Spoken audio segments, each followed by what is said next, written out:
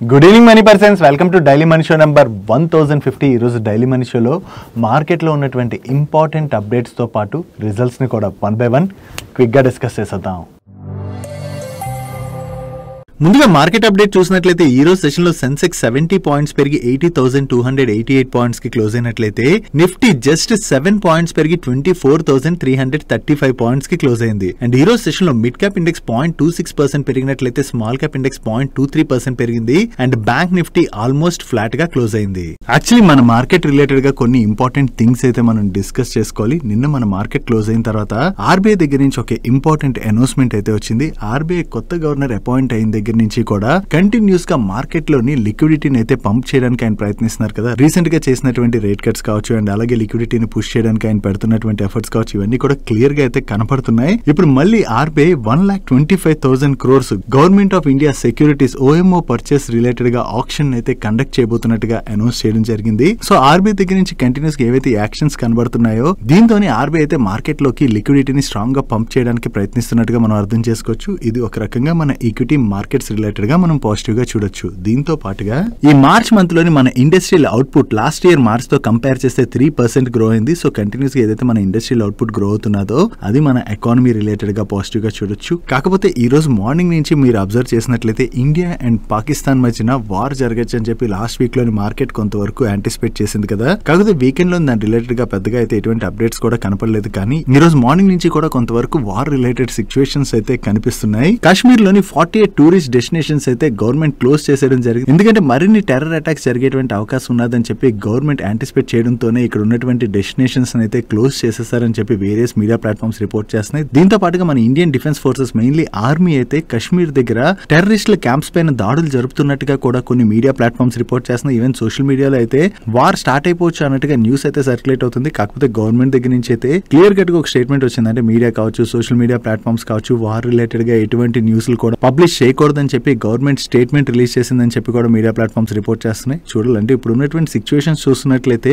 మన గవర్నమెంట్ అయితే ఈ విషయాన్ని చాలా సీరియస్ గా తీసుకుంది. అండ్ ఇప్పుడు అగ్రెసివ్ గా మూవ్ అవుతున్నట్టుగా కూడా కనపడుతున్నది. ఈవెన్ పాకిస్తాన్ సైడ్ నుంచి కూడా కంటిన్యూస్ గా ఏవో ఒక స్టేట్మెంట్స్ వస్తున్నాయి. అంటే మేము కూడా వార్కి రెడీ, మా దగ్గర అణుబాంబులు ఉన్నాయి, ఇది అది ఏదో వాళ్ళు అంటే ఇలాంటి డైలాగులు వేస్తే భయపడతారు అన్నట్టుగా వాళ్ళ ప్రయత్నాలు వాళ్ళు చేస్తున్నారు. కానీ మన గవర్నమెంట్ అయితే ఈసారి చాలా స్ట్రాంగ్ యాక్షన్ తీసుకోవడానికి మూవ్ అవుతున్నట్టుగా గవర్నమెంట్ తీసుకున్నటువంటి స్టెప్స్ బట్టి అయితే అర్థమవుతున్నాయి. చూడాలంటే వార్ కనుక జరిగింది అనుకోండి, ఆ వార్ యొక్క ఇంటెన్సిటీ ఎంత ఉన్నది అన్న దానిపైన మార్కెట్ పైన ఇంపాక్ట్ అనేది ఆధారపడి ఉంటుంది. సో ప్రీవియస్ గా మీరు చూసినట్లయితే సర్జికల్ స్ట్రైక్ ఇవన్నీ జరిగిన టైంలో అంటే ఆ తర్వాత వెంటనే 1 week to 10 days లోనే అవి కొంతవరకు కూల్ అయిపోయి కదా. సో అలా సర్జికల్ స్ట్రైక్ లాంటి సిచ్యువేషన్ అనుకోండి, దట్ ఈస్ డిఫరెంట్. అలా కాకుండా రెండు కంట్రీ స్ట్రైట్ అంటే డైరెక్ట్ గా వార్ లో కనుక దిగాయి అనుకోండి, ఆ వార్ ఎన్నాళ్ళు జరుగుతుంది అన్నది ఎవరు కూడా చెప్పలేదు. అసలు వార్ జరుగుతుందో లేదో కూడా మనం చెప్పలేం. అండ్ అంతేకాకుండా ఒకవేళ వార్ జరిగినట్లయితే అది ఎన్నాళ్ళు కంటిన్యూ అవుతుంది అన్నది కూడా మనం ఇప్పుడే చెప్పలేం కదా. సో జనరల్లీ వార్ జరిగింది అనుకోండి, వార్ జరిగినప్పుడు ఖచ్చితంగా మార్కెట్ పైన అయితే కొంత ఇంపాక్ట్ ఉంటుంది. ప్రీవియస్ గా అంటే రష్యా ఉక్రెయిన్ వార్ టైప్ లో కావచ్చు అండ్ అలాగే ఇజ్రాయెల్ వార్ టైమ్ లో కావచ్చు, ఆ టైంలో మార్కెట్స్ అయితే కొంతవరకు రియాక్ట్ అయ్యాయి కదా. ఇప్పుడు మన కంట్రీ డైరెక్ట్ గా వార్ లో ఇన్వాల్వ్ అయినట్లయితే ఖచ్చితంగా కొన్ని రోజులైతే మార్కెట్ పైన మనం ఇంపాక్ట్ చూడొచ్చు. కాకపోతే ఆ వార్ యొక్క ఇంటెన్సిటీ ఎన్ని రోజులు కంటిన్యూ అవుతుంది అన్న దానిపైన మార్కెట్ ఇంపాక్ట్ అనేది ఆధారపడి ఉంటుంది. మార్కెట్ పైన ఇంపాక్ట్ పడొచ్చు వార్ వస్తే అంటున్నారు కదా. ఇప్పుడు సెల్ చేసేయడం బెటర్ అంటే వార్ ఇప్పుడే వచ్చిందా? ప్రీవియస్ గా కూడా మల్టిపుల్ టైమ్స్ వార్స్ వచ్చాయి కదా. వార్ వచ్చినప్పుడు మార్కెట్స్ కూడా పడ్డాయి అండ్ అలాగే ఆ వార్ కొంచెం కూల్ ఆఫ్ అయిపోయిన తర్వాత అగైన్ మార్కెట్స్ కూడా రియాక్ట్ అయ్యాయి. పాకిస్తాన్ పైన ఒకవేళ మనం వార్ చేసాం అనుకోండి, పాకిస్తాన్ నిజంగా మనకి ఫైట్ బ్యాక్ ఇచ్చేలాంటి పరిస్థితిలో ఉందా? లేదు కదా. సో పాకిస్తాన్ కి ఆ సిచ్యువేషన్ లేదు కాబట్టి వార్ ఇంటెన్సిటీ కూడా మరీ అంత ఉండకపోవచ్చు అని అనుకున్నా. ఒకవేళ వార్ ఇంటెన్సిటీ కొంత ఎక్కువగానే ఉన్నది అనుకోండి, దానివల్ల ఇనిషియల్ గా కొంతవరకు మార్కెట్ పైన ఇంపాక్ట్ ఉన్నా కూడా అగైన్ తిరిగి మనం మార్కెట్ లోని రికవరీ అన్నది చూస్తాం. కాబట్టి ఇటువంటి షార్ట్ టర్మ్ ఇంపాక్ట్స్ ఏవైతే ఉంటాయో వాటిని చూసి కంగారు పడిపి ఇలాంటి సిచ్యువేషన్ లో సెల్ చేసేసాం అనుకోండి, దాని తర్వాత అగైన్ మార్కెట్ రికవర్ అయినప్పుడు మనమే కొంతవరకు నష్టపోయేటువంటి ప్రమాదం ఉన్నది. వార్ కావచ్చు లేదా టారిఫ్స్ కావచ్చు, ఇలాంటి సిచ్యువేషన్స్ ఏవైతే ఉంటాయో అలాంటి అన్ని సిచ్యువేషన్స్ కి మార్కెట్స్ రియాక్ట్ అవుతాయి. కాకపోతే మీరు కనుక లాంగ్ టర్మ్ గోల్స్ తోని ఇన్వెస్ట్ చేస్తూ వెళ్తున్నారనుకోండి, అసలు ఇలాంటి వాటిని చూసి పెద్ద కంగారు పడాల్సినటువంటి పని లేదు. మీ ఎస్ఐపీస్ కావచ్చు, మీ ఇన్వెస్ట్మెంట్స్ కావచ్చు, క్వాలిటీ స్టాక్స్ లో మీరు ఇన్వెస్ట్ చేస్తూ మ్యూచువల్ ఫండ్స్ లో మీరు ఎస్ఐపీస్ చేసుకుంటూ వెళ్తున్నట్లయితే వాటిని హ్యాపీగా కంటిన్యూ చేసుకోవచ్చు. Only short term investors and traders ఎవరైతే ఉంటారో వాళ్ళపైనే దీని యొక్క ఇంపాక్ట్ కొంతవరకు ఉంటుంది. కాబట్టి ఇలాంటి సిచ్యువేషన్స్ లోని వాళ్ళు కొంతవరకు జాగ్రత్తగా ఉండడం అన్నది అన్నది better. Next last 1 to 2 years గా చూసినట్లయితే గోల్డ్ ప్రైస్ కంటిన్యూస్ గా పెరుగుతూ వచ్చింది కదా, కానీ సిల్వర్ ప్రైస్ లో మాత్రం మనకి పెద్దగా ర్యాలీ అన్నది కనపడలేదు. జనరల్లీ గోల్డ్ ప్రైస్ ఎప్పుడైనా సరే బాగా పెరిగిపోయింది అనుకోండి, అంత పెరిగిన తర్వాత సిల్వర్ ప్రైస్ పెరగలేదు అనుకోండి, గోల్డ్ కి సిల్వర్ కి బాగా వేరియేషన్ వచ్చేస్తుంది కదా. ఆ వేరియేషన్ వచ్చిన తర్వాత ఆ టైంలోని సిల్వర్ ప్రైసెస్ లోని చాలా సార్లే రన్ అప్ చూసాం. ప్రీవియస్ గా కోవిడ్ టైంలో కూడా ఒకసారి ఇలాగే గోల్డ్ ప్రైస్ పెరిగిన తర్వాత సిల్వర్ ప్రైస్ బాగా పెరగలేదు, దాని తర్వాత సిల్వర్ ప్రైసెస్ లో అయితే మంచి అప్టిక్ చూడడం జరిగింది. అండ్ లాస్ట్ 50 years లో చూసినట్లయితే ఓన్లీ 3 times గోల్డ్ ప్రైస్ కి సిల్వర్ ప్రైస్ కి ఇంత వేరియేషన్ అయితే వచ్చేసిందని. సో ఇప్పుడు మళ్ళీ అటువంటి సిచ్యువేషన్ వచ్చింది కాబట్టి ఇక్కడ నుంచి సిల్వర్ ప్రైస్ లోని స్ట్రాంగ్ రికవరీ చూసేటువంటి అవకాశం ఉన్నదని చెప్పి వేరియస్ ఎక్స్పర్ట్స్ అయితే వాళ్ళ వ్యూస్ ని షేర్ చేస్తున్నారు. ఒకవేళ ఈ టైంలో ఎవరైనా ఇన్వెస్ట్ చేయాలనుకున్నట్లయితే గోల్డ్ కన్నా కూడా సిల్వర్ లోనే మంచి వాల్యూ అయితే దొరుకుతున్నది కాబట్టి సిల్వర్ లో ఇన్వెస్ట్ చేసినట్లయితే బెనిఫిట్ దొరికేటువంటి అవకాశం ఉన్నది. ఒకవేళ సిల్వర్ లో ఎవరైనా ఇన్వెస్ట్ చేయాలనుకున్నట్లయితే ఎక్స్చేంజ్ ట్రేడెడ్ ఫండ్స్ ఉంటాయి కదా, వీటిలో ఇన్వెస్ట్ చేయడం బెటర్ అన్నట్టుగా వీళ్ళ ఒపీనియన్ అయితే షేర్ చేయడం జరిగింది. సో ఈ సిల్వర్ రిలేటెడ్ గా ఇప్పుడు చాలా చోట్ల మీకు న్యూస్ అయితే కనబడచ్చు, ఇక్కడ నుంచి సిల్వర్ ప్రైస్లు పెరగచ్చు అని చెప్పి న్యూస్లు కనపడచ్చు, ఈవెన్ సిల్వర్ ప్రైస్లు పెరగచ్చు కూడా. కాకపోతే సిల్వర్ లో ఎవరైనా ఇన్వెస్ట్ చేయాలనుకున్నట్లయితే ఒకటైతే క్లియర్ గా గుర్తుపెట్టుకోవాలి, ఈ సిల్వర్ ప్రైసెస్ లో చాలా వాలటాలిటీ చూస్తుంటాం. ఒక్కసారి సిల్వర్ ప్రైస్ ఏ రకంగా పెరుగుతుందో అదే విధంగా పడినప్పుడు కూడా ఒక్కసారి ప్రైస్ లోని సిగ్నిఫికెంట్ ఫాల్ అన్నది మనం చూస్తుంటాం. సో ఈ రిస్క్ ఏదైతే ఉన్నదో ఆ రిస్క్ ని అయితే గుర్తుపెట్టుకోవాలి. సో ఆ రిస్క్ ని ఎవరైతే బేర్ చేయగలరో వాళ్ళే సిల్వర్ లో ఇన్వెస్ట్ చేయడం బెటర్ తప్ప, సో ఇక్కడ నుంచి సిల్వర్ పెరగచ్చు కదా అని చెప్పి ఒకవేళ కంగారులో ఎవరైనా ఇన్వెస్ట్ చేశారనుకోండి, దాని తర్వాత ప్రైస్ పడినట్లయితే ఒకసారి మనం లాసెస్ లోని ఎగ్జిట్ అయ్యేటువంటి ప్రమాదం ఉన్నదన్నది గుర్తుపెట్టుకోవాలి. డైలీ మార్కెట్ లో వచ్చేటువంటి ఇటువంటి ఇంపార్టెంట్ ఇన్ఫర్మేషన్ ని మీతో డీటెయిల్ గా షేర్ చేయడానికి మన టీం పెడుతున్నటువంటి ఎఫర్ట్స్,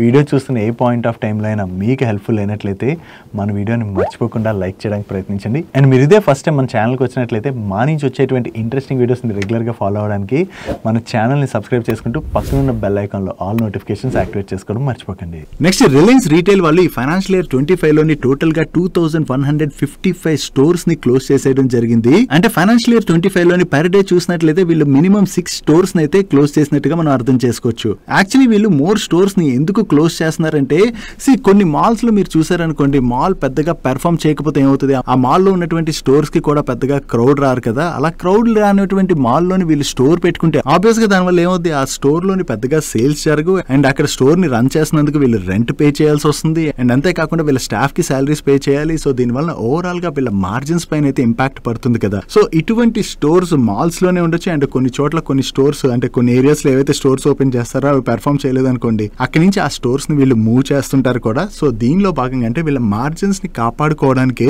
ఇలా పెర్ఫార్మ్ చేయలేనటువంటి స్టోర్స్ ఏవైతే ఉన్నాయో వాటిని అయితే క్లోజ్ చేసినట్లుగా, అండ్ కొన్ని స్టోర్స్ అయితే క్లోజ్ చేయకుండా ఆ ఏరియా నుంచి మరొక ఏరియా అంటే బాగా క్రౌడెడ్ ఏరియాస్ ఉంటాయి కదా, ఎక్కువ మంది పీపుల్ ఎక్కడైతే రావచ్చు అనుకుంటారో అటువంటి ఏరియాస్ కి అయితే షిఫ్ట్ చేసినట్లుగా రిలయన్స్ రీటైల్ వాళ్ళు అయితే షేర్ చేస్తున్నారు. వీళ్ళ స్టోర్ రాషనలైజేషన్ ప్రాసెస్ లో భాగంగానే కొన్ని స్టోర్స్ అయితే క్లోజ్ చేసేస్తామని, బట్ వీళ్ళు క్లోజ్ చేసినటువంటి స్టోర్ కన్నా కూడా స్టోర్ ఎక్స్పాన్షన్ కూడా బాగానే చేసుకుంటూ వెళ్తున్నామని, దీనివల్ల వీళ్ళ మార్జిన్స్ కూడా బాగా గ్రో అవుతాయని చెప్పి వీళ్ళ మేనేజ్మెంట్ అయితే షేర్ చేస్తుంది. యాక్చువల్లీ వీళ్ళు తీసుకుంటున్నటువంటి స్ట్రాటజీ కరెక్టే. ఈవెన్ పర్సనల్లీ నేనే హైదరాబాద్ లోని చాలా మాల్స్ లో, అంటే అక్కడ మాల్స్ లో పెద్దగా ఫుట్ ఫాల్ ఉండదు కానీ స్టోర్స్ ను ఆపరేట్ చేస్తుంటారు. సో అటువంటి చోట వీళ్ళు స్టోర్స్ ని క్లోజ్ చేయడం అన్నది నేను కూడా చూసాను. మీరు కూడా ఎక్కడైనా, అంటే హైదరాబాద్ అనే కాదు వేరియస్ ప్లేసెస్ లో మీరు తిరుగుతుంటారు కదా, సో ఎక్కడైనా వీళ్ళ స్టోర్స్ ఇలా క్లోజ్ చేస్తుండడం మీరు చూసారా? చూసినట్లయితే కింద కామెంట్ సెక్షన్ లో షేర్ చేయడానికి ప్రయత్నించండి. Next stock spoofing.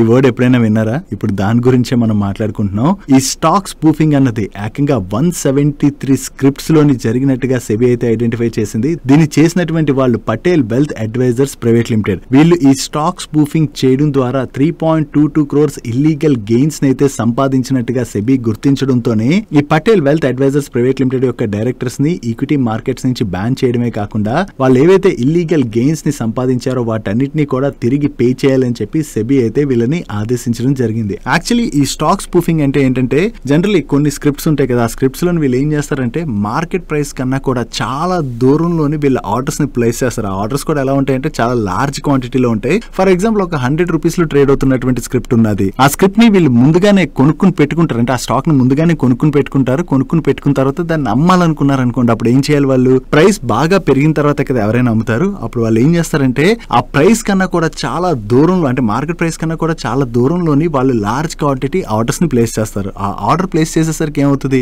Number of orders మనకి ఆ ప్రైస్ దగ్గర ఎక్కువ కనపడ్డాయి అనుకోండి, చాలా మంది అమ్మో ఈ స్టాక్ భయంకరంగా పెరిగిపోద్దేమో, ఇంత లార్జ్ స్కేల్ ఎవరైనా కొంటున్నారంటే అనుకుని చెప్పి కొనేస్తుంటారు కదా. సో ఆ టైంలో స్టాక్ భయంకరంగా పెరిగిపోతుంటది. అండ్ వీళ్ళు ప్రైస్ ఏదైతే పెట్టారో ఆ ప్రైస్ దగ్గరికి స్టాక్ వచ్చేసరికి వీళ్ళు ఏం చేస్తారు, ఆ ఆర్డర్ ని క్యాన్సిల్ చేసేస్తారు.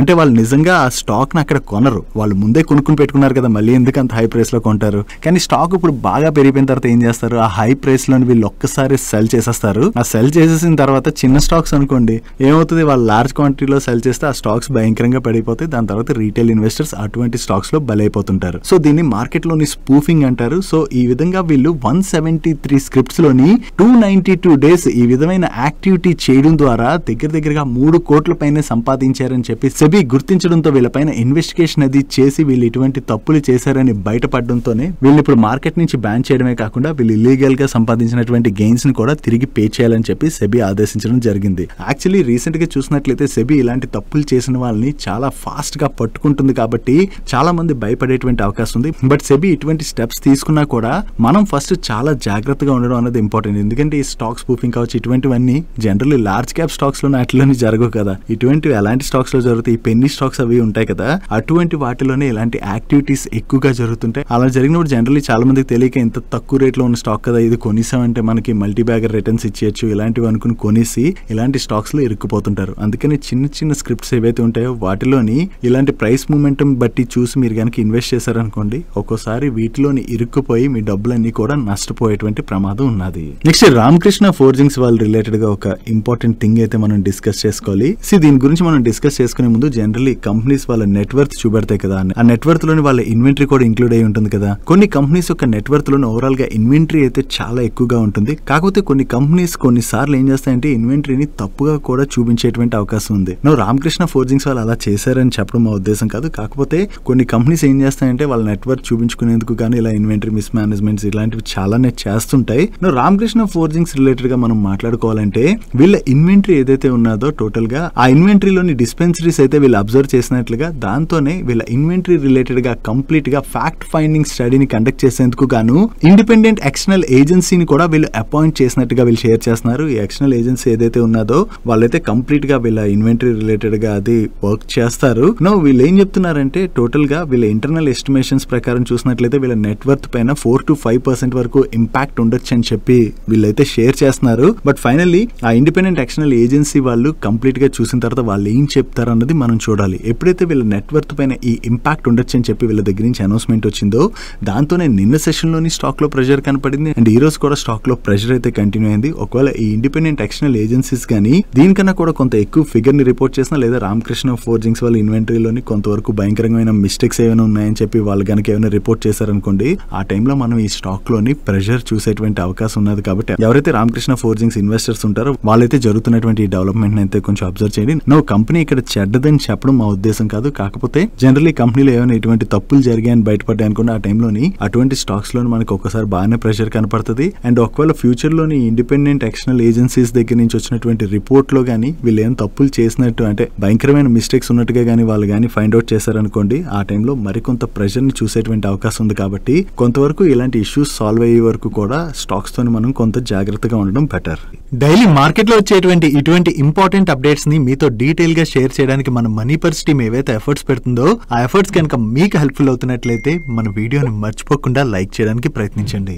నెక్స్ట్ ఈ రోజు Maharashtra cabinet new electric vehicle పాలసీని అయితే అప్రూవ్ చేయడం జరిగింది. దీనిలో భాగంగా మహారాష్ట్రలో ఎవరైతే ఎలక్ట్రిక్ వెహికల్స్ ని కొని డ్రైవ్ చేస్తుంటారో వాళ్ళకి ఈ ఎలక్ట్రిక్ వెహికల్స్ పైన కొన్ని సబ్సిడీస్ అయితే లభించబోతున్నాయి. దీంతో పాటు సెలెక్టెడ్ టోల్ రోడ్స్ పైన ఈ ఎలక్ట్రిక్ వెహికల్స్ కి టోల్ వేవర్స్ ని కూడా ఈ పాలసీలోని వీళ్ళు ఇంక్లూడ్ చేశారు. సో ఓవరాల్ గా కొత్త ఎలక్ట్రిక్ వెహికల్ పాలసీ ఏదైతే తీసుకొచ్చారో దీని ద్వారా మహారాష్ట్రలోని ఎలక్ట్రిక్ వెహికల్ యూసేజ్ అయితే పెంచడానికి మహారాష్ట్ర గవర్నమెంట్ అయితే స్ట్రాంగ్ గా ప్రయత్నిస్తుంది కదా. సో ఈ కొత్త ఎలక్ట్రిక్ వెహికల్ పాలసీ వల్ల మహారాష్ట్రలో ఈవీ వెహికల్స్ కనుక బాగా సేల్ అయ్యాయి అనుకోండి, దాని ద్వారా ఈ ఈవీ వెహికల్ మ్యానుఫాక్చరర్స్ ఎవరైతే ఉంటారో వాళ్ళందరూ కూడా బెనిఫిట్ పొందబోతున్నట్టుగా మనం చూడొచ్చు. మెయిన్లీ మన దగ్గర 4-wheeler ఎలక్ట్రిక్ వెహికల్స్ మ్యానుఫాక్చరర్స్ లో చూసినట్లయితే టాటా మోటార్స్, మహేంద్ర అండ్ మహేంద్రతో పాటు అదర్ ఎలక్ట్రిక్ వెహికల్స్ మ్యానుఫాక్చర్ చేసేటువంటి కంపెనీస్ ఏవైతే ఉన్నాయో అవన్నీ కూడా దీని వల్ల బెనిఫిట్ పొందబోతున్నట్టుగా మనం అర్థం చేసుకోవచ్చు.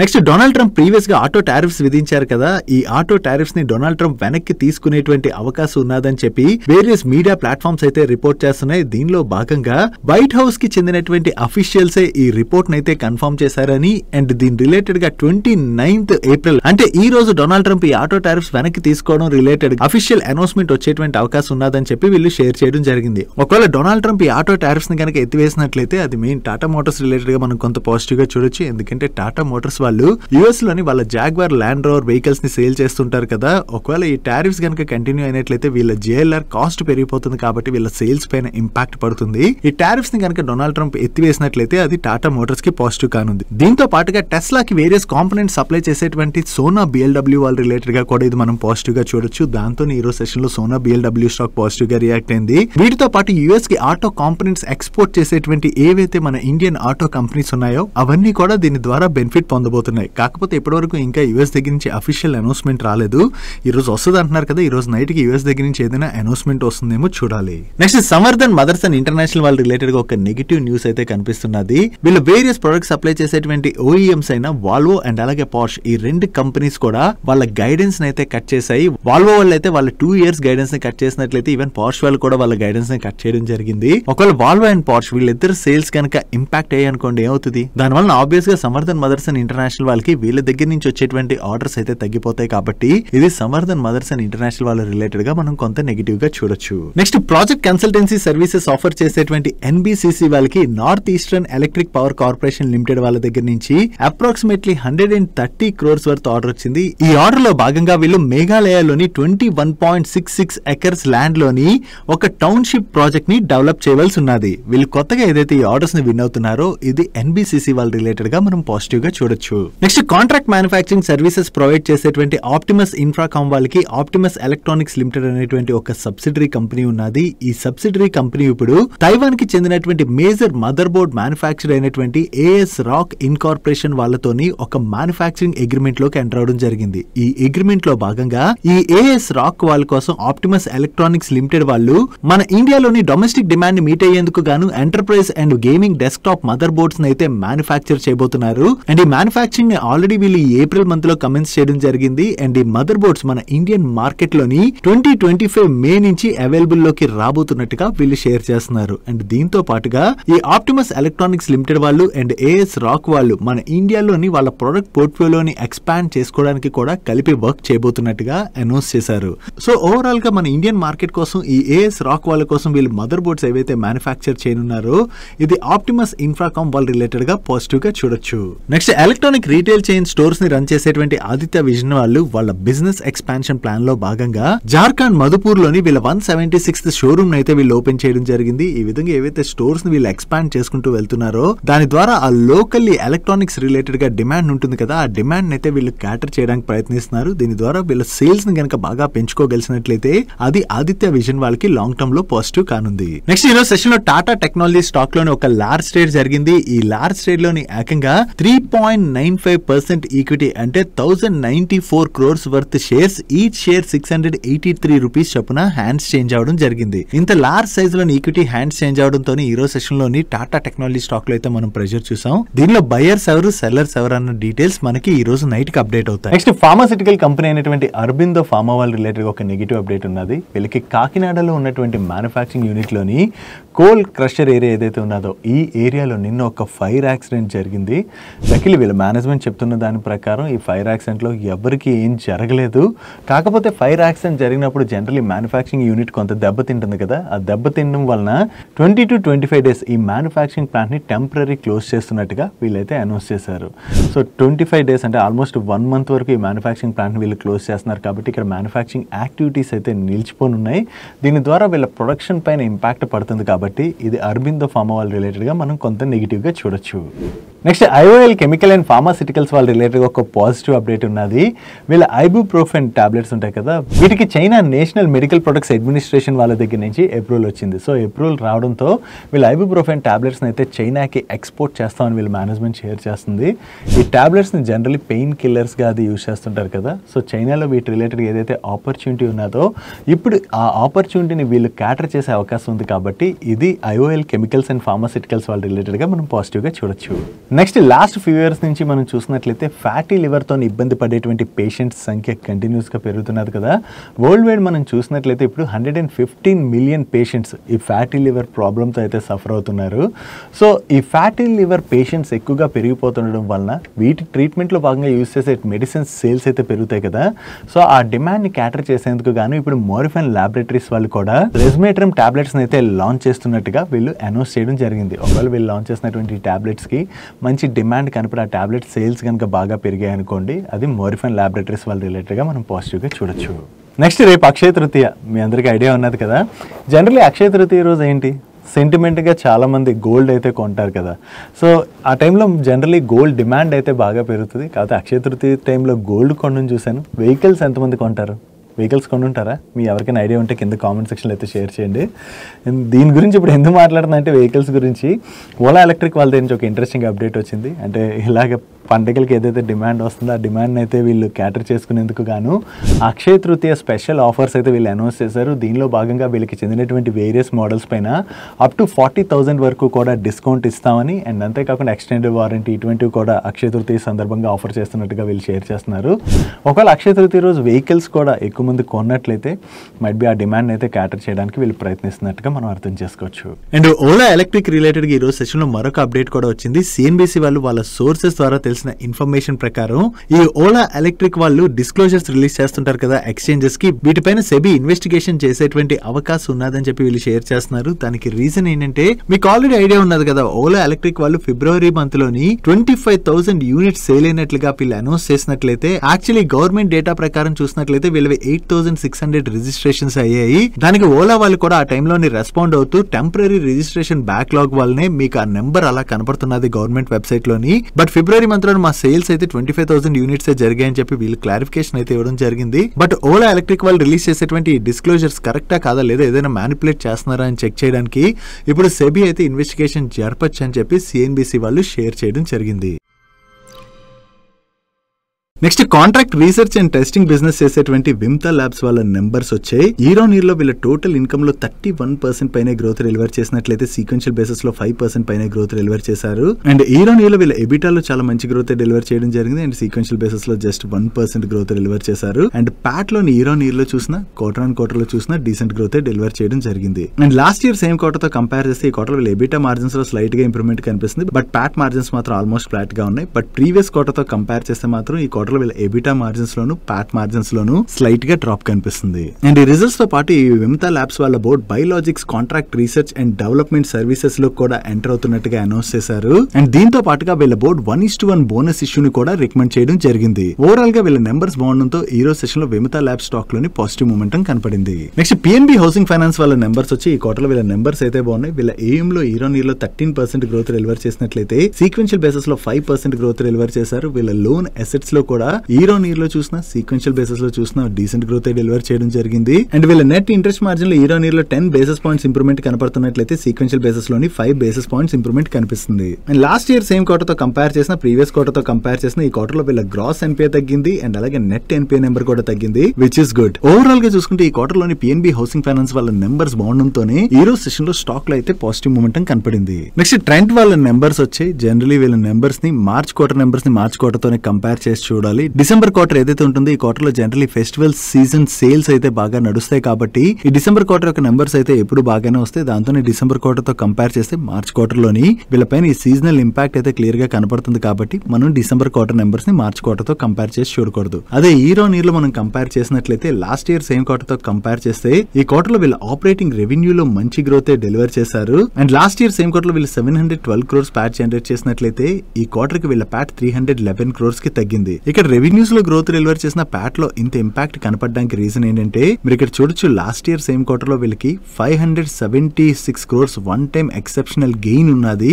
ఈ గెయిన్ వచ్చి యాడ్ అవడం వల్లనే లాస్ట్ ఇయర్ సేమ్ క్వార్టర్ లోని వీళ్ళ ప్యాట్ లో ఇంత జంప్ కనిపిస్తుంది. అదే ఎక్సెప్షనల్ గెయిన్ పక్కకు తీసి profit before exceptional item and tax number మనం కంపేర్ చేస్తే ఇయర్ లోని వీళ్ళ ప్రాఫిట్ లోని మంచి గ్రోత్ డెలివర్ చేశారు. ఓవరాల్ గా ఫైనాన్షియల్ ఇయర్ 25 లోనైతే వీళ్ళ స్టోర్ కౌంట్ అయితే బాగానే యాడ్ చేసుకుని వెళ్లారు. ఒకవేళ ఫైనాన్షియల్ 26 లో కూడా వీళ్ళ స్టోర్ కౌంట్ ని బాగా పెంచుకుంటూ వెళ్లి బిజినెస్ ని కనుక స్ట్రాంగ్ గా గ్రో చేయగలిసినట్లయితే ట్రెంట్ వాళ్ళకి పాజిటివ్ కానుంది. అండ్ ఈ రిజల్ట్స్ తో పాటు ట్రెంట్ వాళ్ళ బోర్డ్ ₹5 per share డివిడెండ్ ని రికమెండ్ చేసింది. నెక్స్ట్ యూకో బ్యాంక్ వాళ్ళ నెంబర్స్ వచ్చాయి. ఈ క్వార్టర్ లో వీళ్ళ నెంబర్స్ కూడా బాగున్నాయి. వీళ్ళు టోటల్ బిజినెస్ లో ఇయర్ ఆన్ ఇయర్ లో 14% పైన గ్రోత్ డెలివర్ చేసినట్లయితే గ్రాస్ అడ్వాన్సెస్ లోని 17.72% గ్రోత్ డెలివర్ చేశారు. అండ్ టోటల్ డిపాజిట్స్ లోని 11.56% గ్రోత్ డెలివర్ చేయడం జరిగింది. And last year same quarter తో కంపేర్ చేస్తే ఈ క్వార్టర్ లోని వీళ్ళ నెట్ ప్రాఫిట్ లోని 23.98% గ్రోత్ డెలివర్ చేశారు. And last year same quarter తో కంపేర్ చేస్తే ఈ క్వార్టర్ లోని వీళ్ళ గ్రాస్ ఎన్పిఐ నెంబర్ లోని 77 basis points డ్రాప్ కనపడుతున్నట్లయితే నెట్ ఎన్పిఐ నెంబర్ లోని 39 basis points డ్రాప్ కనిపిస్తుంది, which is good. And year on year లోని వీళ్ళ నెట్ ఇంట్రెస్ట్ ఇన్కమ్ లో కూడా 23.35% గ్రోత్ డెలివర్ చేయడం జరిగింది.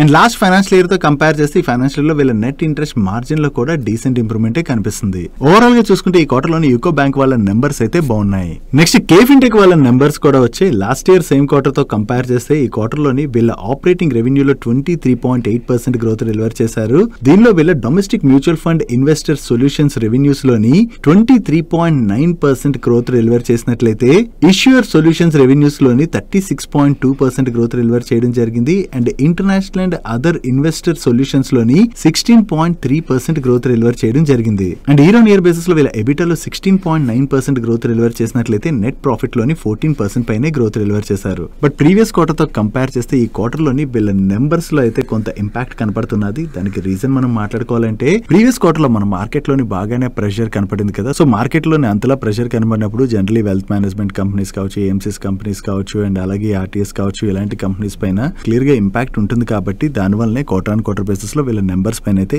ఇంపాక్ట్ పడింది.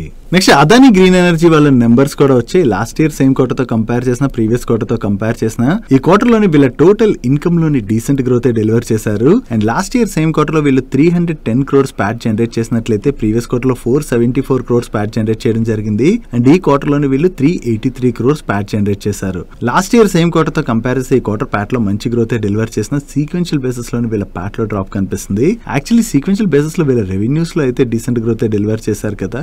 కాకపోతే మీరు ఇక్కడ చూడొచ్చు ఈ క్వార్టర్ లోని వీళ్ళ పైన 166 crores ఎక్సెప్షనల్ ఇంపాక్ట్ ఉన్నది. ఈ వన్ టైం ఎక్సెప్షనల్ ఇంపాక్ట్ ఉండడం వల్లనే మనకి సీక్వెన్షియల్ బేసిస్ లో వీళ్ళ రెవెన్యూస్ లో గ్రోత్ కనపడుతున్న, ప్యాట్ లో డ్రాప్ కనిపిస్తుంది. అదే వన్ టైం ఎక్సెప్షనల్ ఇంపాక్ట్ ని పక్కన తీసి profit before exceptional items and tax number ని మనం కంపేర్ చేస్తే సీక్వెన్షియల్ బేసిస్ లో కూడా వీళ్ళ ప్రాఫిట్ లోని మంచి గ్రోత్ డెలివర్ చేయడం జరిగింది. నెక్స్ట్ ఈ రోజు అంబుజా సిమెంట్స్ వాళ్ళ నెంబర్స్ వచ్చే, వీళ్ళ నెంబర్స్ ఎలా ఉన్నాయో చూద్దాం.